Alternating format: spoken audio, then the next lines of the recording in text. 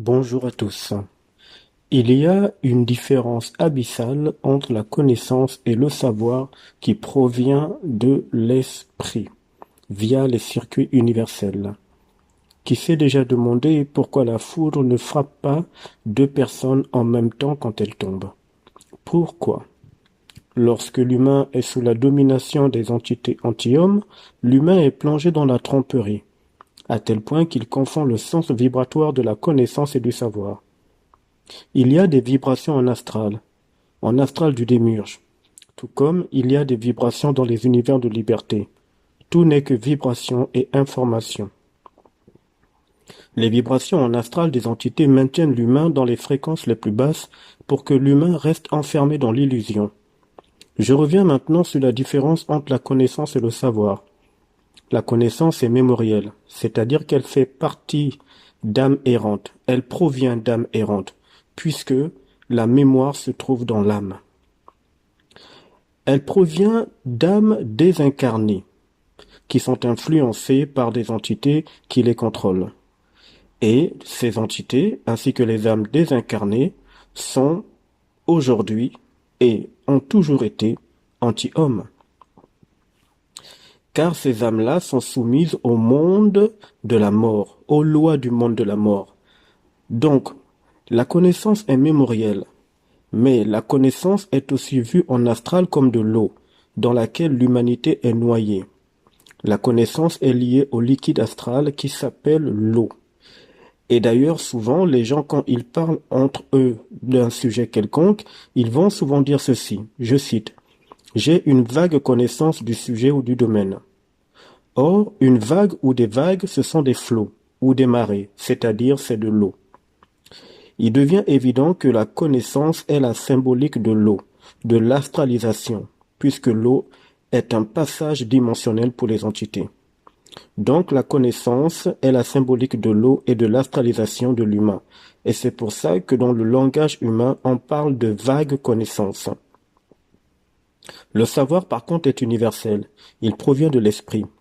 C'est une foudre qui descend sur l'humain. Si la foudre dans le quotidien humain ne frappe pas deux personnes en même temps quand elles tombent, c'est parce qu'il fallait symboliser le fait que le savoir n'est pas pour l'ensemble. Le savoir universel frappe l'humain à titre individuel ou encore descend sur l'humain à titre individuel, quand l'humain est aligné dans son temps cosmique. Ce savoir descend dans l'humain et rend l'humain électrique, ce qui signifie que l'humain est traversé par un courant d'information en provenance de son propre esprit vers les circuits universels. Il faut savoir qu'un courant d'information, dans l'une de ses définitions, signifie aussi maintenir en vie ou en activité. C'est-à-dire qu'un courant d'information dans le réel conduit l'humain sur le chemin de sa sortie de cette planète prison afin qu'il retrouve la vie réelle. Pour ce faire, l'humain doit être en activité électrique dans le sens universel, c'est-à-dire l'électricité qui provient de son propre esprit. Cela montre que l'humain est donc sur le chemin de sa sortie. Alors, tant que cette électricité systémique n'est pas en mouvement dans l'humain, l'humain est sous le contrôle des entités par la connaissance, c'est-à-dire par l'eau, par l'astral.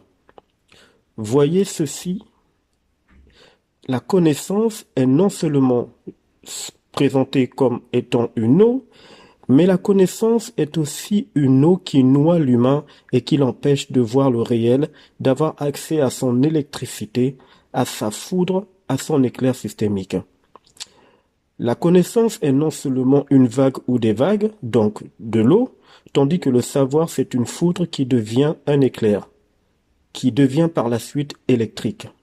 La foudre et l'eau sont incompatibles.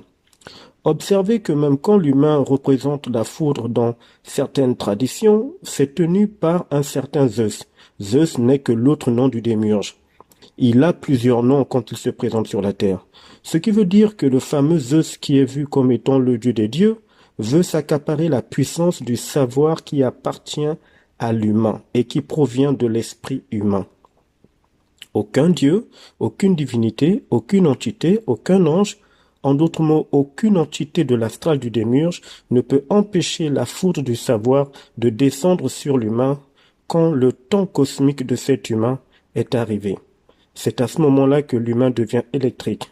L'eau astrale de la connaissance ne peut plus le garder noyé dans l'involution, c'est-à-dire dans la mort, dans l'ignorance, car l'eau, c'est la mort dans les régions astrales du démiurge. À plus tard.